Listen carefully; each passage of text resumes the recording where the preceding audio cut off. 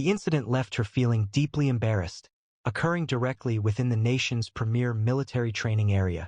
Lacking any identifying marks, without a uniform, she appeared to be a cleaning lady who had mistakenly entered, someone remarked. Ava Collins, with her hair in a low ponytail, wearing canvas shoes and a wrinkled white shirt, stood alone, facing a barrage of mocking comments. 30 minutes elapsed before her husband's helicopter, belonging to the highest-ranking general in the military, landed. The strategic camp at St. Hawthorne's functioned as a fortress emphasizing discipline, with barbed wire fences enclosing a large area of muddy training grounds, advanced simulators, and barracks that were meticulously polished. This exclusive 4-week program, designed for the children of generals, senators, and chiefs of staff, served as an intensive training ground for battlefield survival, crisis management, and mental fortitude. Young military trainees, equipped with $2,000 tactical gear, practiced maneuvers while drones, transmitting live video, circled overhead, their personalized rifles displayed engraved family crests. The command center, a substantial structure of glass and concrete, overlooked the training area, displaying live tracking data on its numerous screens. Ava Collins arrived, her worn canvas sneakers sinking into the earth, her white button-up shirt showing slight wrinkles, her simple ponytail gently moving. At 28, having grown up in a tranquil Virginia town, she came with her boyfriend, a young strategic advisor, carrying a well-worn backpack containing a notebook and a water bottle. She displayed no badge, insignia, or indication of her past. The cadets' gazes scrutinized her, their whispers building like a storm. Ava's presence disrupted the camp's rigid hierarchy, and her backpack seemed disrespectful to the elite's carefully constructed environment. A cadet, Ethan Holt, rested against a Humvee, his $3,000 Oakley sunglasses reflecting the light. He muttered, loud enough to draw attention, "Look at that backpack, probably purchased during a post-COVID clearance sale." A senator's daughter, dressed in a $1,500 Under Armour kit, laughed, lightly bumping her friends. She doesn't seem to understand the distinction between a training ground and a gun barrel. Laughter spread through the mess hall, cadets quickly hiding smiles behind gloved hands. Ava remained motionless, her gray eyes unwavering, her backpack resting on her shoulder. She had come to observe, invited by her boyfriend, but the camp's rejection felt like a sharp rebuke to her reserved nature. The audience's frustration grew, their emotions tightening at the dismissive behavior of these officials, their contempt a blow against Ava's gentle demeanor. The taunts intensified, a spiteful performance led by the camp's influential members. Vanessa Pierce, the daughter of a chief of staff, stepped forward, her tactical vest spotless, her brunette braids as precise as her expression. At 24, having grown up in DC's power corridors, she had earned a reputation for defeating those unfamiliar with the environment. She looked at Ava's sneakers and expressed disdain. "She appears to be someone who has never demonstrated a competitive nature," she stated, her voice cutting. The cadets responded with laughter, the sound bouncing off the barracks. Vanessa swung her braid, the fragrance of her cedar-scented lotion filling the air, a scent Ava found overpowering. Ava's fingers tightened on her backpack, her face remaining calm, while the audience's anger escalated, their hearts pounding due to this personal attack, Vanessa's arrogance appearing as a spark in the cold atmosphere. The scorn intensified, becoming a deliberate and organized challenge to Ava's presence. A drill instructor, Margaret Klein, moved forward, her uniform sharply pressed, her face showing years of upholding regulations.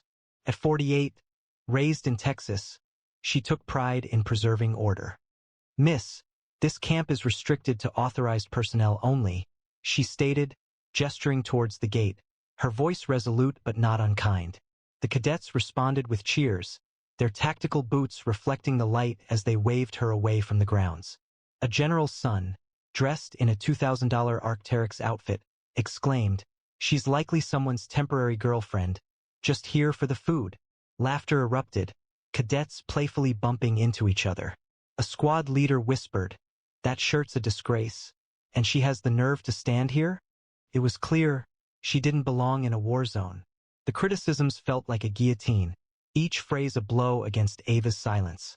The audience's anger intensified, their hearts aching for Ava, enraged by this group's continued harshness. The cadets' disdain became cruel as Ava stood on the training grounds, their taunts a planned attack intended to break her resolve.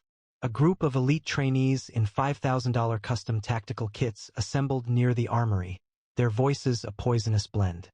One remarked, tossing a training grenade in the direction of Ava's worn sneakers, "She's a blight on this camp's prestige." Another waved a custom rifle, shouting, back to the civilian sidelines, "Sweetheart, her backpack's a joke. Did she find it in a surplus store?"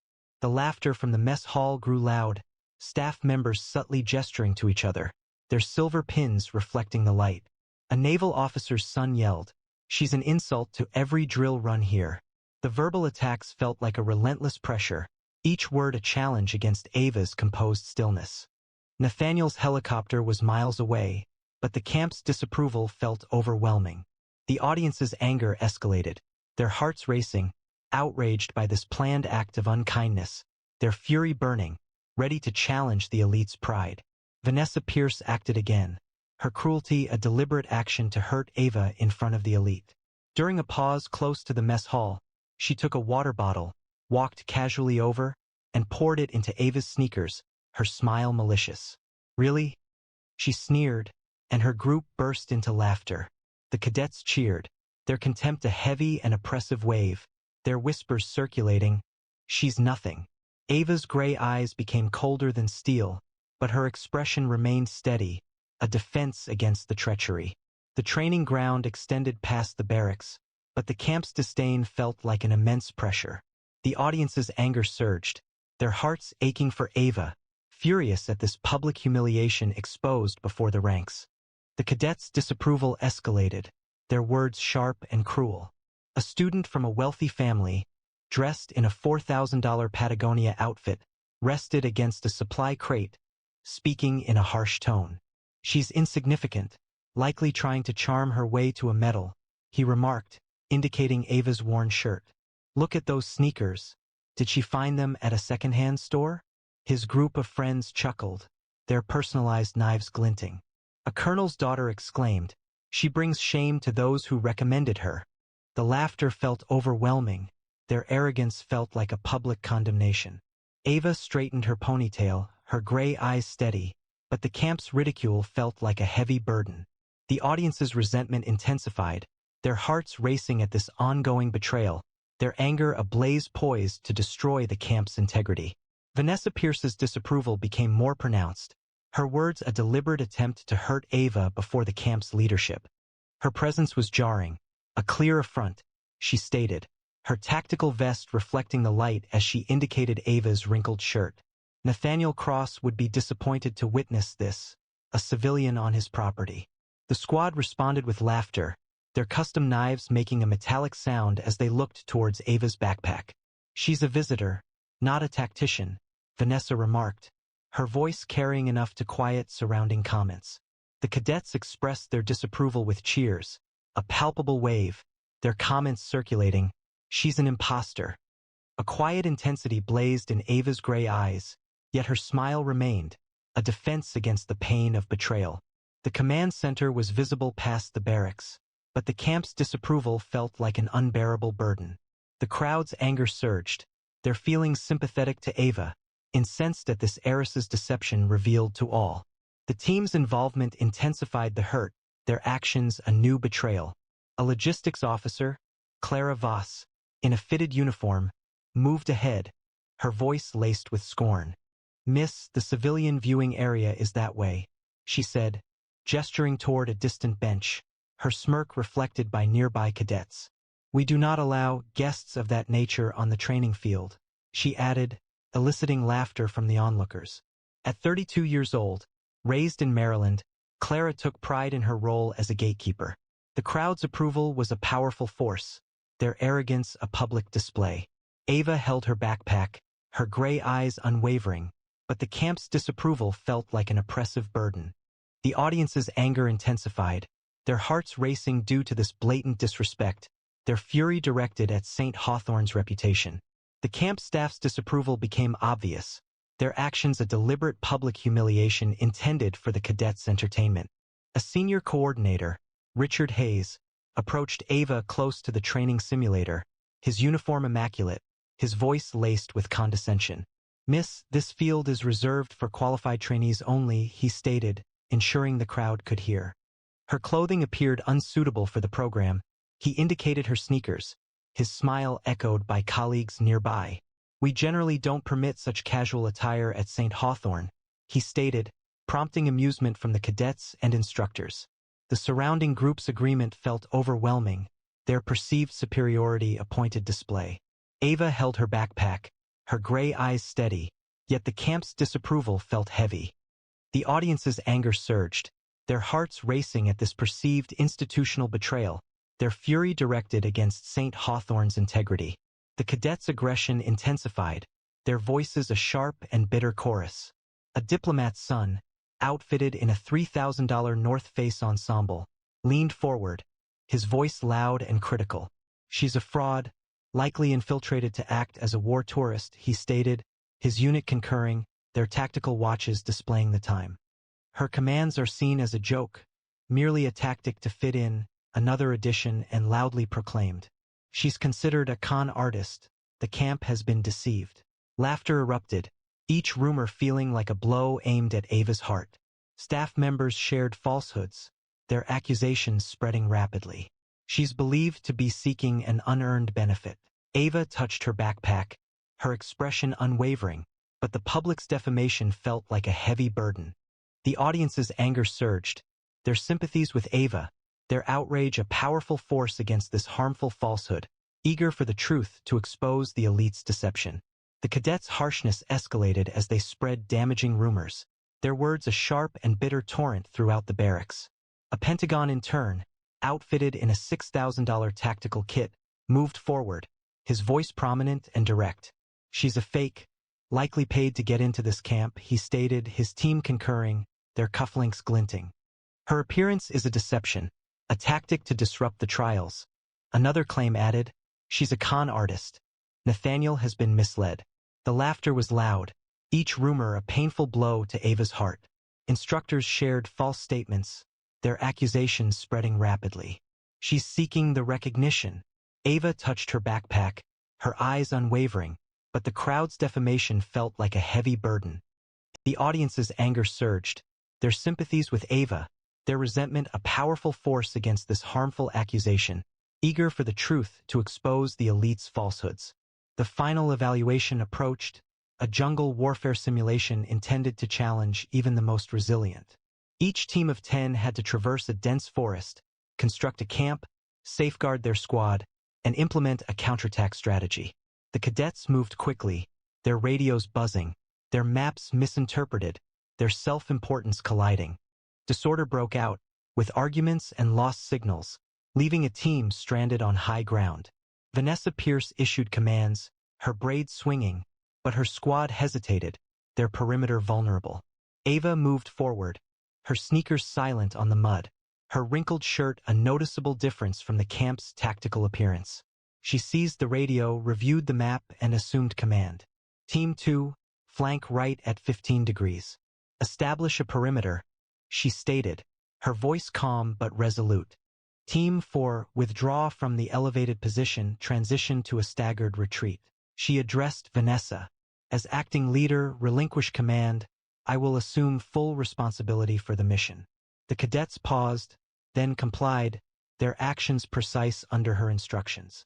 The simulation concluded exceptionally quickly, the fastest operation ever recorded at St. Hawthorne's. There were no simulated injuries, and every squad was recovered. The forest became still, the audience's emotions moved, their frustration changing to eagerness, Ava's restrained power a glimmer in the cold. The training field reflected a scene of shocked expressions. The cadets' tactical gear appeared muted compared to Ava's simple shirt. A lead instructor, Colonel Raymond Holt, advanced, his beret shadowing his face, his eyes displaying surprise. At 55, a veteran of 3 wars, he indicated the command center screens. "That was the most precise operation I've witnessed in decades," he remarked, his voice wavering. "Who is she?" The cadets gathered within the debriefing tent, their custom knives catching the light. "Where did she acquire that command style? Why was she dressed that way? Vanessa's braid appeared to droop, her self-assurance a diminishing trace. The committee chair, General Laura Tate, moved closer. Where did you acquire this expertise? Ava hesitated, her gray eyes unwavering. I served as a Special Forces major, she replied. I left after a failed mission resulted in the loss of someone dear to me. A hush fell over the camp, murmurs about her identity circulating. Ava Collins, the youngest female officer to command a tactical battalion, disappeared from official documentation following a puzzling resignation. A wave of pride and anticipation filled the onlookers as Ava's revelations altered the camp's existing power structure. A noticeable change occurred, signaled by a deep hum as a black UH-60 Blackhawk descended to the landing zone. Unexpected and without prior announcement, the cadets' faces lost color. The door slid open, and General Nathaniel Cross emerged, his four-star uniform gleaming, accompanied by 2 aides. At 42, raised in Colorado, he served as the Supreme Commander of Strategic Operations, a renowned figure in military circles. He proceeded directly to Ava, offering a precise salute. Major Collins, you haven't lost your edge, he stated, his voice steady. He then took her hand, kissed her forehead, and turned to address the camp. I am her husband, he stated, and he shared reports indicating she had been ridiculed, demeaned, and even subjected to physical mistreatment at what is presented as a prestigious training center. The barracks fell silent, camera drones suspended, instructors' expressions pale. The audience experienced a surge of emotion, their anger shifting to admiration as Nathaniel's words exposed the deception that had concealed Ava's experience.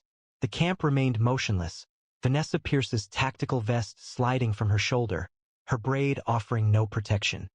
Nathaniel confronted the camp director, his gray eyes unwavering. I insist on an immediate investigation, he stated. Everyone involved in mistreating her, including your daughter, will be suspended, lose student privileges, and be marked for a violation of military ethics. No one should advance by belittling others. The cadets' demeanor appeared to lessen, their faces drawn with surprise. Claravas remained still, her supervisory role an acknowledgement of failure. Nathaniel indicated Ava, his hand firm. She directed battalions in conflict areas. Your camp disappointed her, not the reverse. The crowd erupted in applause, their anger shifting to admiration as Ava's honesty started to redefine St. Hawthorne's history. Colonel Holt acknowledged, his beret pulled down in deference, the area holding still anticipating her reply. Ava advanced, her creased shirt a subtle symbol of authority, and clasped Nathaniel's hand. I did not arrive to guide, she stated, her voice gentle yet distinct. I came to observe. She hesitated, her gray eyes examining the cadets. When guidance was required, it was provided. The camp exploded with sound, instructors rising to their feet, their applause a magnificent display of admiration. Vanessa Pierce lowered her head, her vest offering no protection, and quietly apologized to Major Collins. Officials from the Pentagon came forward, presenting offers of a return to duty with unsteady hands. Ava smiled, gently squeezed Nathaniel's hand, and stated, I'm finished with conflicts. I simply came to observe the camp. The crowd erupted in cheers, their emotions heightened as her poise dismantled the established order's pride. The consequences were swift, a judgment conveyed without words. Vanessa Pierce faced an indefinite suspension, her father's position as chief of staff rendered powerless, and escorts escorted her toward the gate. Clara Voss was moved to desk duty, effectively ending her career as a gatekeeper. Ethan Holt, the cadet who had ridiculed Ava's backpack, was disqualified from final trials, extinguishing his ambitions. The Texion who had derided her sneakers was expelled, his family's connections proving ineffective. Those who had laughed faced disciplinary action, and their responsibilities lessened. The cadets who had circulated rumors concealed their timepieces, their power voided. Ava stood next to Nathaniel, her canvas sneakers planted firmly, her backpack a declaration of her honesty. The audience's hearts pounded, their outrage shifting to jubilation, Ava's when shining brightly and humbling the camp's prominent figures within St. Hawthorne's respected area. Nathaniel Cross held the training grounds with his authority, his voice cutting through the noise. "You questioned Ava Collins," he stated, his gray eyes conveying restrained anger, the essence of this camp's heritage. "Your equipment, your ranks are irrelevant against her reality." He displayed a tablet, showing a list of revoked permissions. Vanessa Pierce's training was suspended, Clara Voss lost event access, and the cadets were removed from trial eligibility, all decisions made by St. Hawthorne's board. "Your identities are removed from military records," he announced, his gaze fixed on Vanessa. "You have suffered more than just lost practice exercises. You have lost your integrity." The audience's intakes of breath were a chorus of surprise, their systems collapsing under his direction. Ava stood next to him, her creased shirt illuminated, her victory confirmed by Nathaniel's powerful outcry. The audience erupted, their spirits lifted as his worldwide punishment destroyed the privileged's presumption. The downfall of the elite was a spectacle, their arrogance shattered under Nathaniel's command. Vanessa Pierce stumbled off the training field, her tactical vest a mockery, her reputation a cautionary tale among the cadets. Clara Voss's gatekeeping empire plummeted, her scorn a public wound, her escorts pushing her toward the supply exit. Ethan Holt's aspirations collapsed, his mockery exposed as lies.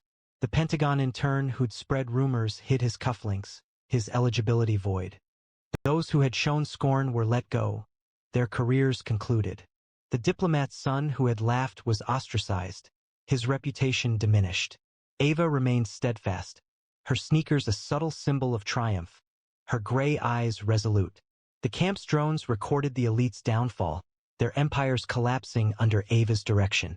The audience's hearts pounded, their resentment shifting to admiration, Ava's success and Nathaniel's fury, consuming the military's wealthiest within St. Hawthorne's sacred grounds. Under Nathaniel's command, the camp's established order collapsed, revealing deep-seated flaws. He addressed the camp director, his words sharp and direct.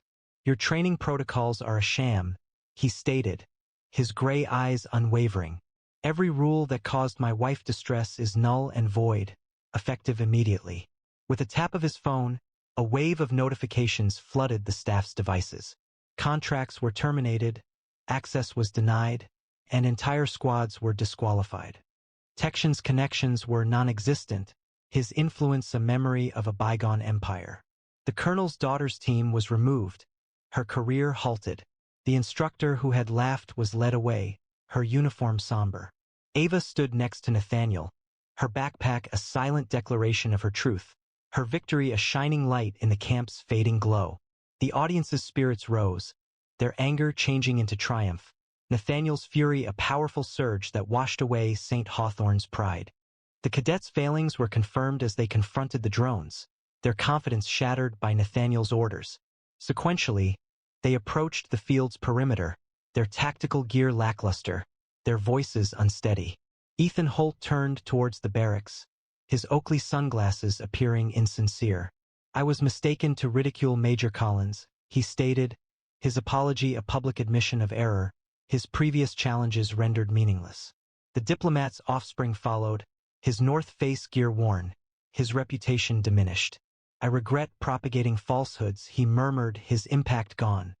The colonel's daughter expressed her regret, her eligibility now non-existent.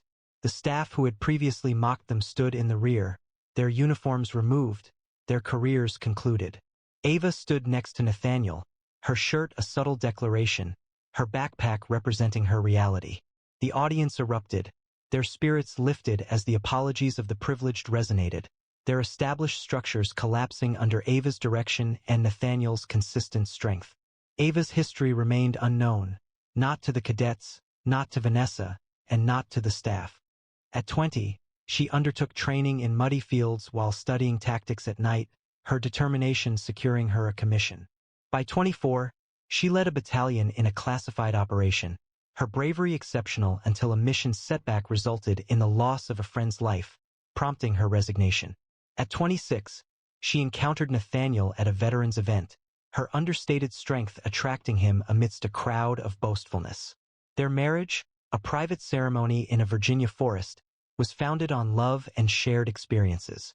Vanessa's lotion, the staff's uniforms, and the cadet's gear couldn't compare to the weight of the backpack Ava carried. Now she stood on the field, her ponytail a clear sign of her authenticity, her silence a powerful force that exposed their falsehoods. The camp fell still, but the cadet's eyes remained fixed on Ava. A junior instructor approached, his voice quiet with deference. "Major Collins, your orders," he said, his previous disdain now a mark of regret. The cadets withdrew, their impact diminished, their families working to repair relationships with St. Hawthorne. The Pentagon observed, their power wavering under Ava's dominance. She proceeded towards the command center, her gray eyes following Nathaniel's confident smile. The drones lessened their brightness, the spring light lessening, as a procession of the military's wealthiest sought her consideration, their gestures a quiet submission to the woman they had previously ridiculed. Ava chose not to resume her prior position, but agreed to serve as a guest instructor, delivering a single, exclusive class, achieving victory without fanfare. Her sneakers made a quiet sound on the lecture hall floor, and she carried a backpack over her shoulder, where she mentored a new generation to lead without ego. The camp implemented a new policy, requiring respect for all candidates, irrespective of their background. The field became quiet, the drones motionless, and the legacies of the elites settled like dust. Nathaniel moved closer to her, his gray eyes radiating warmth. "Ready to return home?" She nodded, her gray eyes following his smile. They walked away from the grounds as the spring light diminished, leaving St. Hawthorne irrevocably altered by a singular instruction. A uniform wasn't necessary for her to command attention. Someone who once led entire war zones rarely needs to raise their voice to inspire obedience. Like, share, and subscribe for more stories like this, and tell us in the comments, what would you do if you were Ava? Red wine stained her uniform. A mop was thrust into her hands, and laughter echoed as she was addressed as merely help and instructed to remain unseen. She was treated with disdain, as though her presence diminished the refined atmosphere of the elite, disregarded without recognition of her name, face, or prospects. However, what they were unaware of, what no one anticipated, was that the maid they ridiculed had quietly accumulated every secret, every deception, every scandal they attempted to conceal. Their empire crumbled unexpectedly. The estate exuded opulence. Marble floors extended seemingly without end, chandeliers shimmered with gold, and walls displayed paintings that spoke of inherited wealth. The Carlyles presided over it all, a family entrenched in politics and business, their names synonymous with influence. Vivian entered as their new housemaid, a woman in her 30s, her dark hair pulled back, her plain gray uniform unremarkable. She possessed beauty, with striking cheekbones and deep brown eyes, yet it went unnoticed. To them, she was a shadow, moving quietly through their world. Her employment began 6 months prior, and the experience was harsh from the outset. Victoria Carlyle, the lady of the house, moved about in silk robes, issuing commands as if Vivian were a machine. "Scrub the foyer again, those tiles aren't gleaming," she would say even when they appeared spotless. Her daughter, Brooke, was even more difficult, with sharp heels and a sharper tongue, 25 years old and exhibiting a sense of entitlement. "Don't touch my bags, you'll smudge them," she would hiss, pushing past Vivian as if she were a piece of furniture. The guests were no better, senators, CEOs, individuals with private jets, scarcely giving her a look as they requested new drinks or expressed dissatisfaction with the silverware's cleanliness. Vivian endured it all, lowering her head, speaking quietly, and keeping her hands still. This continued, day after day, in a cycle of fetching, cleaning, and bowing. Victoria once required her to remake a 5-course dinner arrangement because a napkin was slightly misaligned. Brooke yelled when Vivian inadvertently brushed against her purse. "I'm fortunate I don't dismiss you personally." The employees speculated she wouldn't remain. However, Vivian persevered, her composure unwavering, her silence a subtle strength unnoticed by many. One afternoon, Brooke abruptly took a tray of crystal glasses from Vivian's grasp. The fragile stems broke on the marble floor, seemingly intended to observe her reaction. "Oops, too heavy for you?" Brooke remarked, her heels tapping as she laughed, the shattering sound resonating throughout the foyer. Sharp fragments of glass sliced into Vivian's palms as she knelt to clean, blood mingling with the debris. But no apology emerged, only Victoria's harsh voice from the stairs. "You will pay for that clumsy fool." Vivian remained silent, her hands steady despite the pain, their harshness a whip striking across her lowered head. She polished their world while they walked over her, unnoticed unless they needed something or someone to mistreat. One evening, Victoria dumped a bucket of soapy water over Vivian's head in front of a group of elite guests relaxing in the parlor, the suds soaking her uniform and dripping onto the rug. "That's what you get for missing a spot," Victoria said, her silk robe swishing as the room erupted in laughter, a senator slapping his knee. "She's a drowned rat now." Brooke smirked, snapping a photo. "Perfect for the help scrapbook."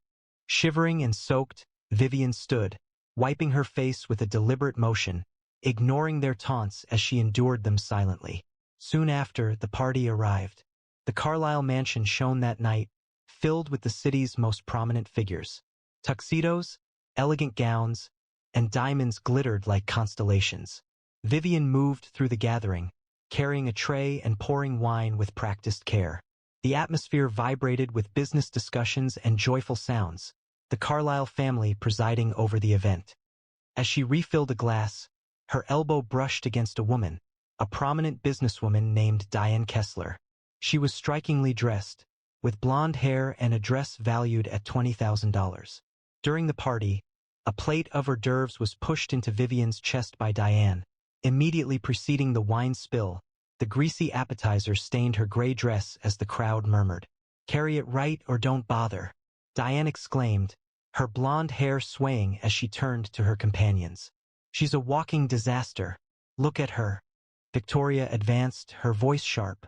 "Clean yourself up. You're a disgrace." Brooke laughed derisively. "She's the stain now."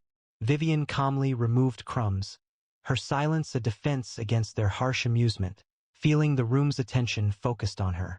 Red wine spread across the white silk, creating a noticeable mark.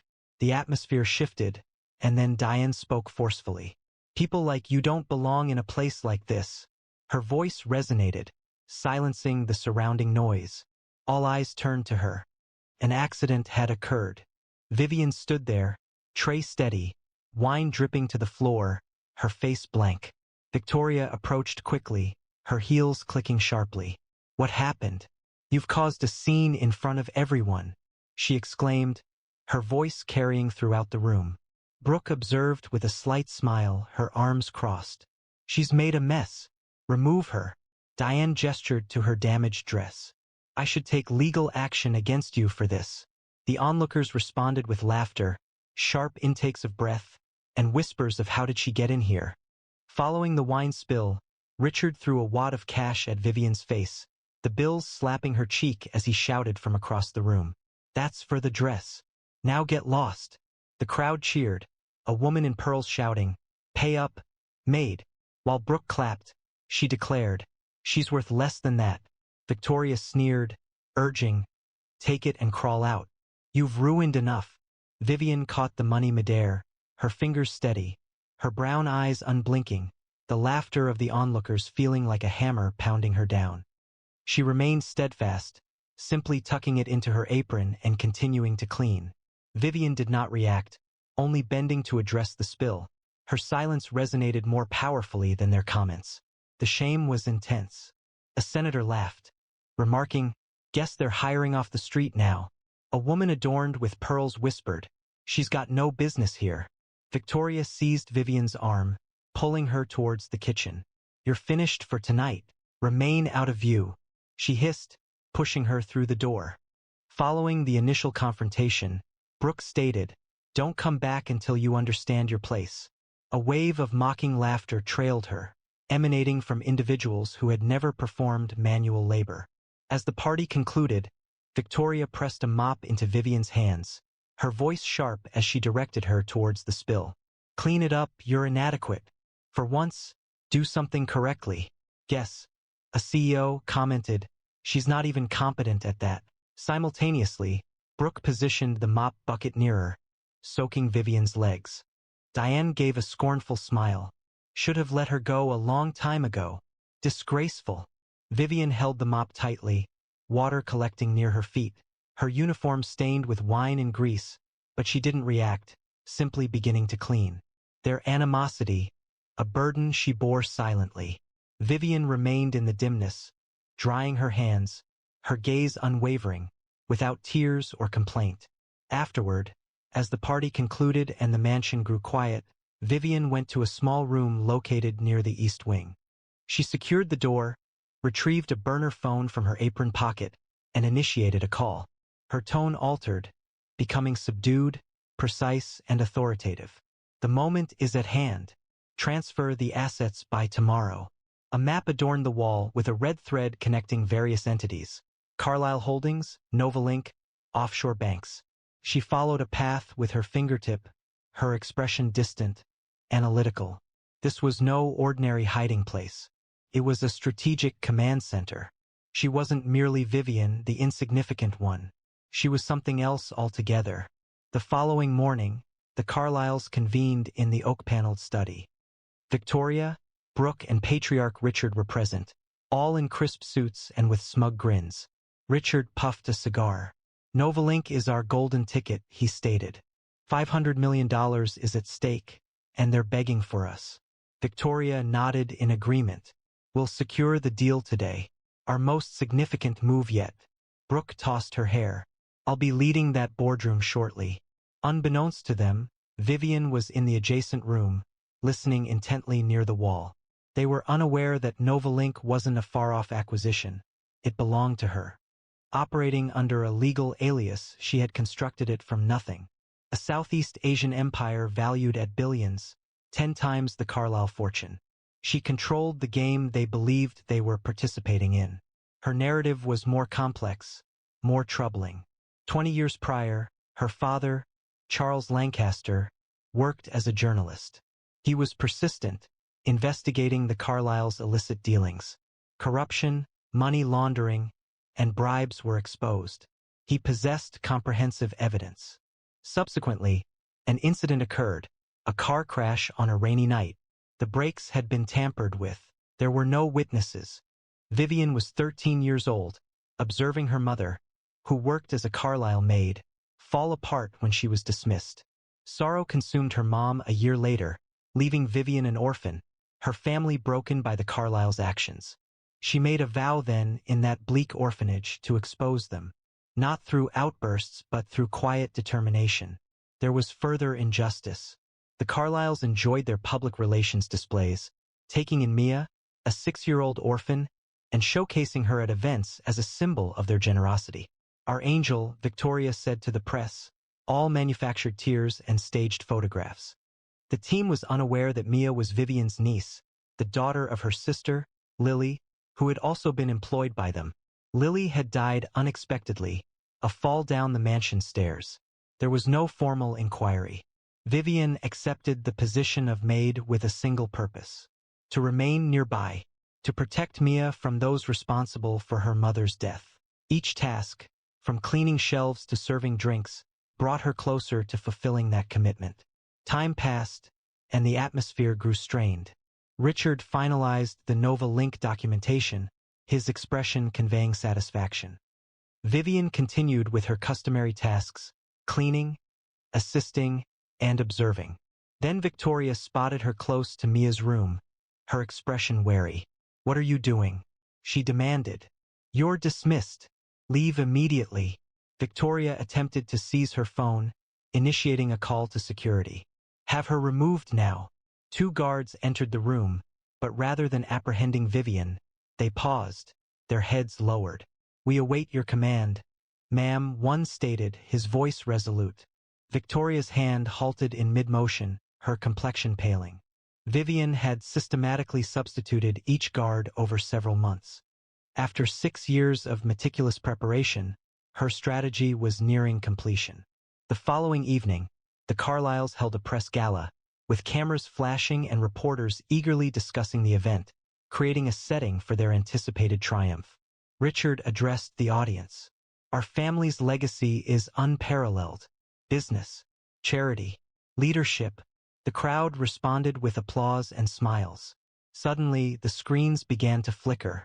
A woman stepped forward. Vivian, wearing a simple gray dress and with no makeup or special introduction. She connected a drive to the projector, and the room fell silent. Documents appeared on the screen. Evidence of tax fraud, fabricated charities, and records of bribes emerged. Years of revelations about Carlyle surfaced. It was undeniable. Speaking with a steady, unwavering voice, she declared, "I was the daughter of Charles Lancaster, the man you had killed. You took my family, my home, my sister." She explained her previous silence, stating, "Because sometimes silence is the loudest scream." The displays showed Charles and Gwen's past articles. Headlines detailed Carlyle's corruption, his handwriting appearing in the margins, providing proof of his involvement in covering up their wrongdoing. A wave of gasps rippled through the audience, quickly turning into shouts as Vivian's voice resonated, identifying him as her father. Richard's hand holding his cigar trembled, the dark history of his empire exposed, every concealed payment surfacing as specters threatening to overwhelm him. Victoria's luxurious silk robe appeared diminished as she watched. The maid she'd soaked was revealed to be the daughter of one of their victims, her presence a reflection they were powerless to destroy. Brooke's image of Vivian's wet uniform briefly filled her thoughts. A shocking revelation now turned against them, the truth a sudden and impactful disclosure that left them stunned. The onlookers gasped, cameras clicking. Richard's cigar dropped, Victoria's pearls were gripped tightly, Brooke's smirk vanished. Proof accumulated, offshore accounts, forged signatures, and a hit order from 1998 with Richard's initials.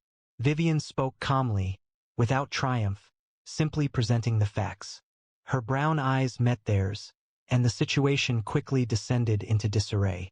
Journalists surged forward, yelling questions. Is this true? Who is she? The Carlyles protested. Lies. Fabrication. But the proof was undeniable. 6 years of Vivian's work, each file a devastating piece of evidence.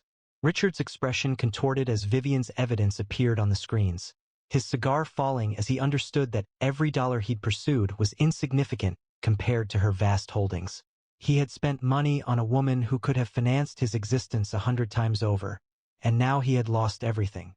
A photograph of Lily appeared next, Vivian's sister, young and smiling, then a death certificate confirmed an accidental fall, followed by payroll records listing her as their maid, the dates corresponding with Mia's birth. The audience fell silent, then reacted strongly as Vivian indicated Mia, saying, "She's my niece. Your angel was my blood." Victoria's insincere tears from press conferences seemed bitter. Her prized child exposed as a falsehood she's previously displayed, now a burden upon her. Brooke's self-satisfied grin from presenting Mia at galas disappeared. She had mocked the aunt while cuddling the niece, and the room's cheers drowned her out. Vivian's truth, a blade, shattered their facade. Victoria's pearls snapped in her grip, her sobs choked by the revelation that the maid she demeaned possessed more than her dreams. Her dynasty crumbled under Vivian's quiet hand. Brooke's heels wobbled as she stared, her smirk a distant memory. Nova Link's billions rendered her $500 million a child's game, and the press swarmed. Her downfall played out for the world to see. Their greed had blinded them, and Vivian's justice cut deeper than any blade, their empire dust at her feet. Then came the surprising development. Nova Link is pulling out, Vivian said matter-of-factly. Oh, and I own it. Every cent. Nova Link's logo flashed prominently, a corporate powerhouse Vivian had created, its billions displayed in real time, overshadowing the Carlyle's modest fortune as the press announced. She owns it all. Richard's $500 million deal disintegrated into nothing. He had pleaded with someone he had previously ridiculed, his cigar a prop in a performance she had crafted. Victoria's shriek cut through the air. "That's impossible," she exclaimed. But the figures were undeniable. Her maid's assets resembled a vast wave eroding their inheritance. Brooke's heels clicked as she retreated, her aspirations for the boardroom a dream against Vivian's actuality. The audience's applause a tribute to her unspoken authority, their ruin a melody they were powerless to silence. Richard's jaw fell. Victoria gasped. Brooke's eyes widened as if struck. Vivian's substantial wealth, amounting to billions, a truly immense fortune, made their $500 million deal seem insignificant. The room felt unstable. Their empire appeared to be crumbling. Police lights flashed outside within hours, assets were frozen, and warrants were issued. The guards advanced, their uniforms sharp, their expressions impassive. Vivian's network, cultivated over years, now positioned itself around her as the screens displayed security logs revealing their identities, exposing her 6-year strategic plan. Richard shouted, "You work for me." But they remained unmoved, one quietly saying, "Not anymore, sir." The feeling of betrayal felt like a knife twisting inside him. Victoria's suggestion to dismiss Vivian seemed like a cruel jest now. She had entrusted her position to a woman who had already established a claim. Brooks' outburst, "She's nothing," faded as the crowd voiced Vivian's name, her quiet ascent to power a triumph they could not seize, their authority diminished by the servant they had attempted to suppress. Richard shouted into a phone, "Correct this." But his legal team was already arranging their departure. Victoria wept, "We are destroyed." Brooke attempted to leave unnoticed, but reporters prevented her, her heels now ineffective. The guards, Vivian's guards, maintained their positions, devoted to her, not to them. Mia ran to Vivian, embracing her leg, and Vivian crouched down, whispering, "You are safe now." The Carlyles were unaware that Mia was Lily's daughter, unaware that Vivian had outmaneuvered them all. The consequences arrived quickly. Inquiries swept through Carlyle assets, revealing tax evasion, fraud, and connections to murder. Richard was arrested. Victoria relinquished her philanthropic endeavors. Brooks' reputation as a socialite disintegrated. Their estate plunged into darkness, gates secured, a lasting symbol of avarice. Vivian didn't accept a single dollar. She presented the proof, departed without stain. She upheld her sister's pledge, shield Mia, reveal the corruption. No acclaim, no dominion, solely justice, serene and stark. Several weeks elapsed. Vivian stood on a rural highway, Mia holding her hand. No expansive residence, no protectors, just a modest garment and a child mirroring Lily's expression. They headed towards a modest dwelling, unassuming and tranquil, hers. Vivian's victory required no fanfare. She had overcome them through perseverance, kindness, and a keen intellect surpassing their strength. As the sun descended, Mia released a joyful laugh, finally liberated. Often, those who appear reserved can dismantle even the most powerful structures. If this narrative resonated with you, please consider liking, sharing, commenting, and subscribing for more content. The moment she entered, she was dismissed. Her appearance was striking. A wrinkled oatmeal-colored dress, scuffed leather shoes, and hair loose down her back. An actress turned, speaking loudly enough for everyone to hear. "Seriously? Appearing at the prestigious casting looking like that?" She proceeded into the casting room, and the director's voice erupted, "Oh my God! Are you mocking me? This is an insult. Get her out. Out." Despite the commotion, only one sentence was needed. The statement hung in the air, leaving the entire room utterly still. This was the final casting for Noble, a celebrated fragrance brand staging its initial return in 10 years, with a worldwide campaign filmed by Ethan Cole, the famously demanding director known for several Academy Award-winning art films. The central concept? Nobility. Not in a traditional aristocratic meaning, but something more profound. Something timeless. Auditions were taking place in Manhattan, at the top of the modern glass building belonging to Noble Corporation. Only 30 actresses were invited, carefully selected from thousands nationwide. These women represented the elite Golden Globe recipients, established talents, and popular figures in the media. Ellie Harper, however, seemed out of place, or so it appeared. She was an unknown, lacking a stylist or support team, and arrived wearing a simple dress, accompanied by a manager relying on a feeling and harboring a secret that would dramatically alter the situation. The casting took place on the top floor of the Noble Corporation's modern Manhattan skyscraper. Ellie Harper followed her manager, Claire Dawson, into the room and was almost overwhelmed by the brightness. The space was filled with well-known actors, with only a few unfamiliar faces present. The event's theme was nobility, So attendees were dressed in elaborate attire, including designer gowns, sparkling jewels, and impeccably styled hair.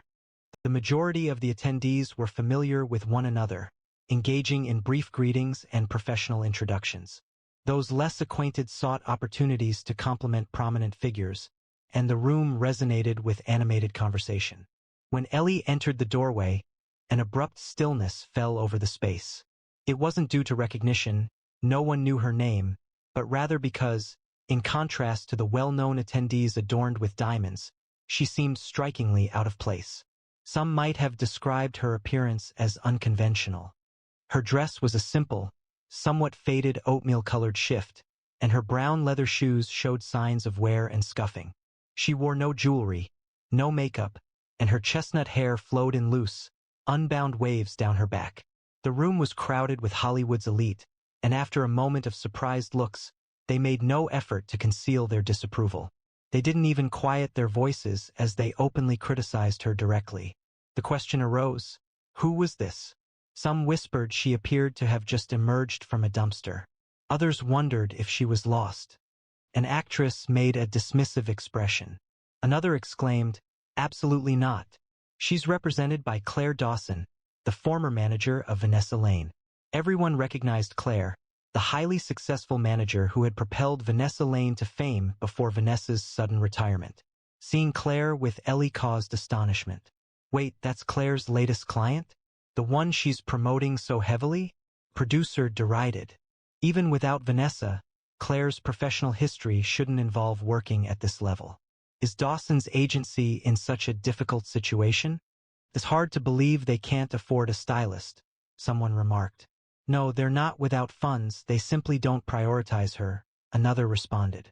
Disparaging comments arose. Vanessa damaged her career due to a relationship, and Claire was oblivious until Vanessa made the announcement. She was her manager, and didn't realize the situation until then. Yeah, Claire's career has declined, a voice added.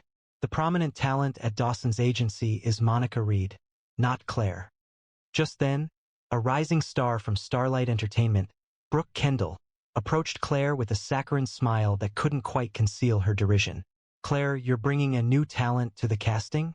She inquired, her gaze dismissively assessing Ellie's attire. Claire responded calmly, I signed her up impulsively. She successfully completed the preliminary rounds, so I thought it would be beneficial experience. Her voice was modest but resolute, a veiled display of Ellie's achievement in reaching this stage among the nation's leading actresses. Brooke's expression became condescending as she observed Ellie, shaking her head. Claire, no offense, but even a waitress wouldn't present themselves this way.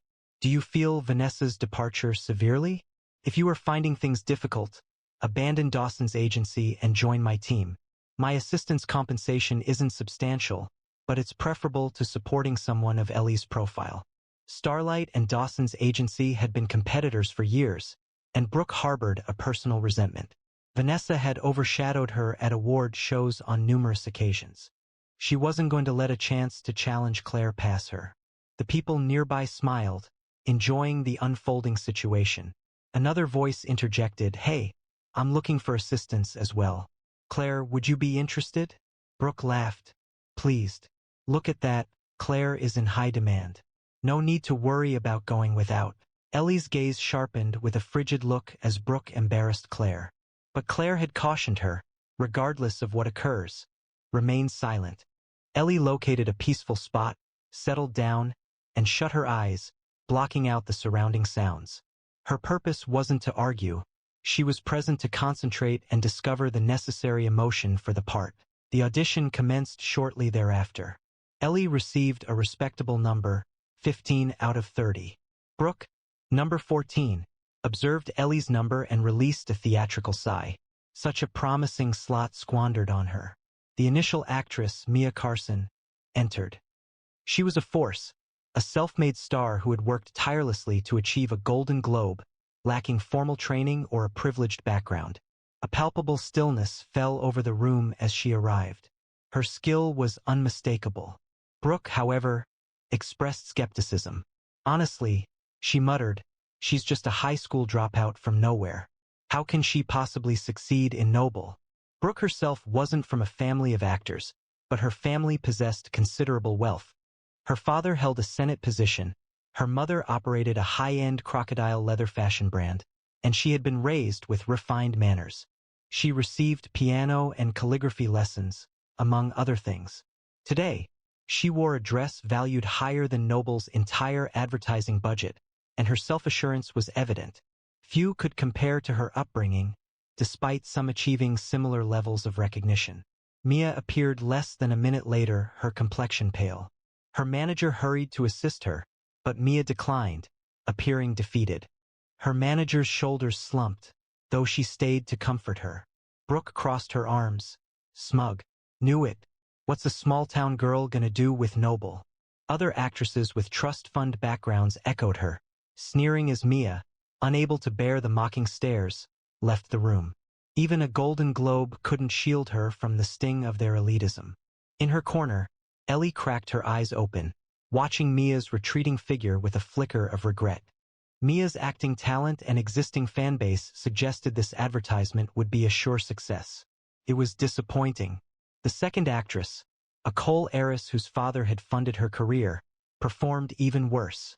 The third, a Naipo baby with actor parents, lasted only 3 minutes. She was adequate but ultimately unsuitable. As actress after actress was considered, even the most established names failed to meet expectations. Tension filled the audition room, particularly as the director, Ethan Cole, could be heard criticizing them from behind the closed door. Ethan's American accent possessed a sharp quality, developed through years of working internationally. He wondered if his words were being understood, and he doubted their intelligence. He desired grace and refinement, not lifeless figures performing mechanically. He criticized Mia, stating that while her performance was convincing, her eyes revealed a lack of depth. She seemed ordinary, just another actress, a mere prop. He dismissed a third, acknowledging her talent but finding her far from ideal. She didn't match the image he held. And one prior to Brooke, that was the 13th person. She believes I am foolish. She possesses no understanding of the harp. The actresses outside, previously full of self-importance, lost color. Is this man genuine? He has criticized everyone, one whispered. He holds a resentment towards Americans. Another complained. It is simply an advertisement. Why is he behaving as though we must be specialists? Does he anticipate that we should become proficient in everything? Brooke laughed derisively, flipping her hair. Only individuals lacking talent create justifications and fault the director. As number 14, she entered the casting room. When Brooke opened the door, Ethan's scowl lessened. She wore a vintage-inspired gown, adorned with pearls and emeralds, and her blonde hair was styled in an elegant updo with a jade hairpin. She wasn't simply noble, she was a vision of American glamour with a hint of timeless sophistication. Ethan's eyes brightened, and his tone grew warmer.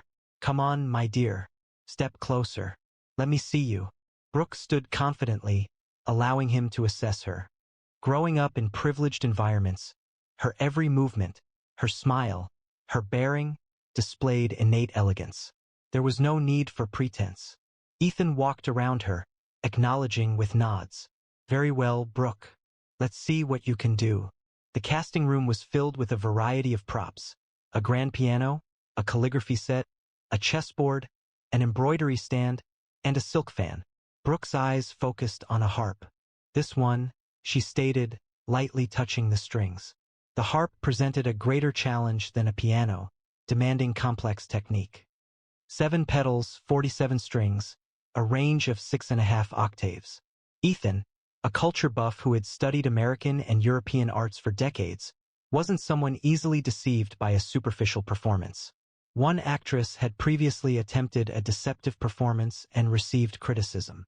Ethan raised a brow as Brooke selected the harp, displaying skepticism. However, as she commenced playing, his expression changed. Her fingers moved gracefully over the strings, producing a melody that was both subtle and powerful. Following her performance, Ethan hesitated to reject her immediately. This was unprecedented. He spent a considerable time discussing the matter with his assistant. Eventually, the assistant approached Brooke with courtesy. Miss Kendall, we are still in the audition process, but could you please wait outside? We will inform you of our decision. The unspoken message was evident. They were impressed, but further evaluation was needed. Brooke responded with a pleasant smile. Certainly. Internally, she allowed a confident smirk. Who could possibly surpass her? The role was undoubtedly hers. As Brooke exited, a palpable excitement filled the room. She had been in there for almost 10 minutes, and instead of Ethan's typical shouting, they had heard the harp's delicate music. Brooke didn't retreat like the others. She sat down, composed, prepared to be summoned. It was clear. She had made the shortlist, possibly even secured the position. The other actresses' certainty lessened. The established performers didn't want to chance embarrassment. But the prestigious contract was too appealing to relinquish. Number 15, you're up, the assistant announced. Ellie, still absorbed in her thoughts, remained still. Claire, seated next to her, didn't intervene. She understood Ellie needed this time. Brooke, noticing Ellie in her view, felt compelled to speak. Claire, I'm not intending to be unkind, but why select her? Starlight dismissed her for a reason. Are you genuinely allowing her to audition in that state? If she performs poorly, it reflects not just on you, but on your entire agency. Brooke's words directed all attention to Ellie. The room shifted, with some actresses quietly laughing. Targeted as the recipient of their criticism, perhaps they wouldn't appear so unfavorable compared to Brooke. Several, however, remained silent, questioning whether Ellie's disheveled look was a calculated choice, a hidden tactic. Perhaps she would change before entering. Claire, I'm ready, Ellie said quietly, opening her eyes. Claire nodded. You can do it. Number 15, let's go, the assistant repeated. Amidst a wave of doubtful gazes, Ellie rose, adjusted her dress, and proceeded calmly to the casting room. The moment she vanished inside, the room erupted in whispers. Is she really going in like that? One actress murmured. I had anticipated a hidden strategy, but it seemed she was auditioning as if she were down on her luck. Ethan is going to be furious. She's in serious trouble. Perhaps it's better not to know. Then, Ethan's voice boomed through the doorway. Are you insulting me, insulting Noble? Get out. Brooke took a drink of juice given to her by her assistant, a smile playing on her lips. That went better than I thought. Why proceed when failure is inevitable, clinging to the hope of an unexpected outcome? She retrieved her phone and initiated a call. Hey, Savannah. Brooke, are you finished? How did it proceed? Savannah's voice was even and comforting. Exceptional as expected, Brooke, she responded with a hint of confidence. The initial 13 actresses presented challenges, but the remainder? They were no match. You are guaranteed success. Of course you would succeed, Savannah laughed. Thank you for making way, dear. This opportunity would have rightfully been yours. Please don't exaggerate. I've assisted you before, such as securing a partnership between your father's company and my mother's brand last month. Minor things. You won't believe who I just saw. Who? Your foster sister, Ellie Harper, the country bumpkin. What? How did she get into a Noble casting? I have no idea what fortunate circumstances she encountered to succeed in the prelims, but it was amusing to watch. The theme is nobility, and she appeared as if she lives under a bridge. She's lost it, Savannah laughed. Absolutely. Avoiding interaction with her is wise. She is creating a difficult situation for herself. Regardless, I must leave. I'll speak with you when I have cause for celebration. Within the casting room, Ethan's anger encountered Ellie's composure. She remained present, undisturbed, her clear, hazel eyes meeting his. A quality in her gaze, sincere and resolute, caused him to hesitate, as if he were the one who didn't belong. Her attire was unremarkable. It was simply quite understated compared to the others' elaborate appearances. The dress, though used, was tidy and clean. Her unadorned face, gentle and simple, evoked a line of verse for him, like a lotus blooming purely from the water, free from embellishment. Yet her apparent lack of preparation felt like a rebuke. You, I'm speaking to you. Do you not understand English? You are dismissed. Please leave now. Do not waste anyone else's time, Ethan stated, too frustrated to even inquire about her name. While he scolded, Ellie moved toward the harp Brooke had used. Her fingers lightly touched the strings, producing a few notes. Ethan's anger intensified. He paused, intending to continue. However, a sudden rush of sound halted him. The musical phrases flowed, complex and resonant. This is Shenandoah? He questioned, surprised. It was recognized as a difficult American folk composition for harp, a poignant tune deeply connected to the country's identity. Brooke had performed a less complicated classical selection. Ellie remained silent. She was positioned at the harp, her fingers moving with accuracy. The music grew, captivating Ethan. He disregarded his frustration, forgot to speak, and was absorbed by the melody's richness. Shenandoah stood as a cornerstone of American music, its notes reflecting themes of longing, resilience, and quiet strength. It resonated beyond beauty. It pulsed with defiance, a narrative of perseverance through hardship. Ellie's performance wasn't merely skilled, it embodied the song's essence. Ethan watched, stunned. Her clothes were ragged, her face bare, but as she played, no one could mistake her for anything less than extraordinary. She wasn't insignificant, she was a force, her story interwoven into every note. As the final chord concluded, Ethan remained silent. Following a considerable interval, he composed himself, his voice lowered. That, "Your Shenandoah, it surpassed all my expectations." Ellie responded, nodding subtly, her face exhibiting no change. His perception of her composure, whether confronted with his criticisms or his accolades, impressed him. It wasn't a display of arrogance, it was something more profound, a grace appearing to emanate from within her. This was nobility. It wasn't the kind derived from money or status, but the kind built within, resilient even in poverty. He observed her, his anticipation increasing. None of the others, not even Brooke, had resonated with him in the same way. Brooke's presentation, as flawless as it seemed, felt practiced and insincere. But Ellie? She possessed genuine substance. He cleared his throat and inquired further. "Tell me, how do you understand nobility?"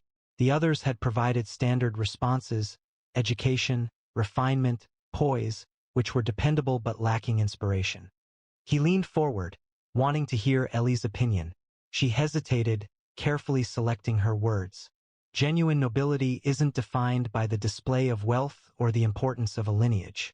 It's not about jewelry or a perfect appearance. It's not even the knowledge or etiquette one shows off to make an impression. True nobility is when you're wearing a simple dress, your hair disheveled, yet your inner light shines through, unmistakable. Ethan's eyes widened, his face practically glowing. Ellie continued, "Noble's campaign is about fragrance, right? A fragrance can communicate more about an individual than any elaborate outfit. For a woman, perfume embodies her identity. It holds greater significance than clothing. It possesses enduring quality, unlike fleeting trends such as jewelry or hairstyles. A truly exceptional fragrance remains memorable." Ethan reacted immediately. "Yes, absolutely." He nodded emphatically. Her statement perfectly captured the campaign's core message. Outside, the waiting actresses overheard Ethan's immediate reaction, then a moment of quiet, followed by the harp's uplifting melody. One actress remarked, "Did Claire prepare her with a harp trick? After Brooke's performance, that's just embarrassing." Another, more perceptive, frowned. "That piece sounds harder than Brooke's, but it won't matter." Brooke, who knew her harps, felt a flicker of unease at the technical skill echoing from the room, but she brushed it off. "Claire, your little project doesn't get it. The harp's elegant, performers bathe, dress impeccably, respect the tradition. She's disrespecting the art itself. Ethan's gonna tear her apart." The others nodded. Claire remained silent, observing the door. Ellie hadn't been dismissed yet. That was step one, but her strategy was risky, and Claire wasn't certain how it would be received. When the music ceased, there was no yelling. The wait felt longer than Brooke's audition. "What's happening in there?" An actress murmured, pacing.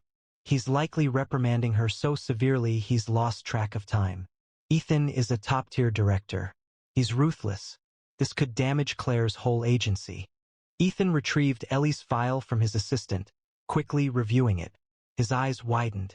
Ellie Harper. Wait, you're Cassandra Reed? Cassandra? Yes, that was my first film role, Ellie stated. Claire had sent clips from Legacy, so he wasn't surprised he recognized the name. However, his enthusiasm appeared considerable. Ellie continued, "The moment I saw Cassandra, I was captivated. I need to see that film in theaters. When's it out?" Ethan's regret was noticeable. He nearly didn't recognize her, as her usual appearance differed significantly from her on-screen image. Ellie offered a polite smile. "Still in post-production, likely a month away." She added, "Thank you for the kind words." "No, you deserve it," Ethan exclaimed. In Legacy, Cassandra was portrayed as a villain, but her powerful and seemingly unapproachable demeanor was precisely what he'd been seeking. Ellie's performance today only validated that. "I'm so sorry, Ellie. I was mistaken, almost sent you away." She replied, "You're right.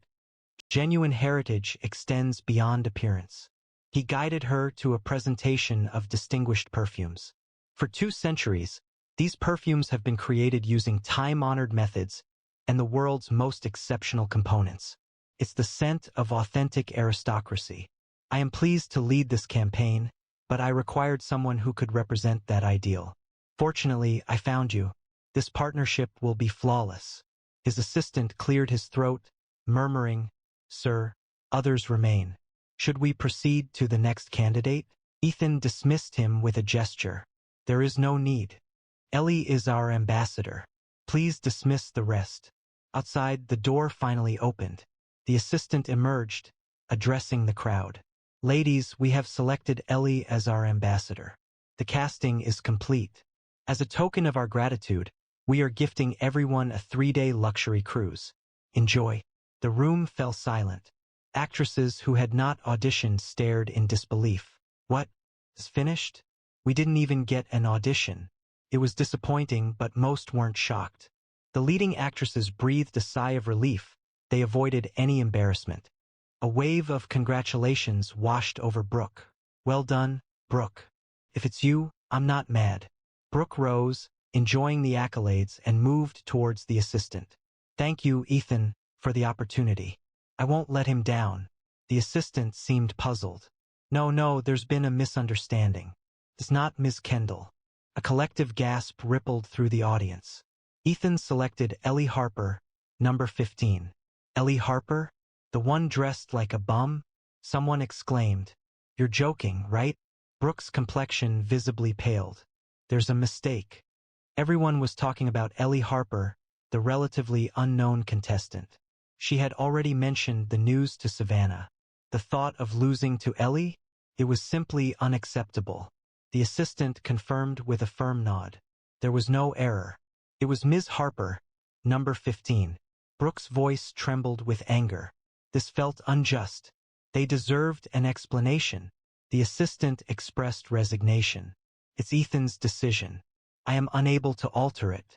"Then allow me to speak with him," Brooke insisted. Others whispered, questioning whether the assistant had made a mistake with the announcement. Even Claire appeared shocked. The assistant finally agreed. "I'll pass this on." He returned promptly. Ethan said, "Ms. Kendall, when you see the advertisement, you'll understand why we selected Ellie." He turned to Claire. "Ms. Dawson, Ethan would like you to come in to discuss the contract." Claire, still absorbing the information, nodded. "Thank you." She followed him inside, leaving Brooke visibly embarrassed and the others speechless. "No way. Ellie Harper? We lost to her?" "I was going to say, she's Claire's client. There's no way she's that uncomplicated. We underestimated them. Consider Ellie a surprise." Brooke must be feeling the pressure. First, Vanessa had control, and now Claire is working with a new talent. During the return trip, Claire observed Ellie, who was enjoying a hot dog. It was her first meal since preparing for the casting. The more Claire collaborated with her, the less certain she appeared. "You okay?" Ellie asked, with her mouth full, noticing Claire's gaze.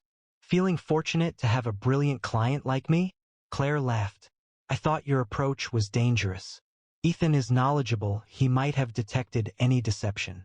Regarding that harp, you played remarkably well. That requires years of practice. Ellie almost laughed until she choked. Years? Claire responded, you're being overly generous. I learned it in a month, and it's the only piece I know. I memorized it by rote. My intention was purely to impress. Claire blinked, visibly amused and disbelieving. Seriously?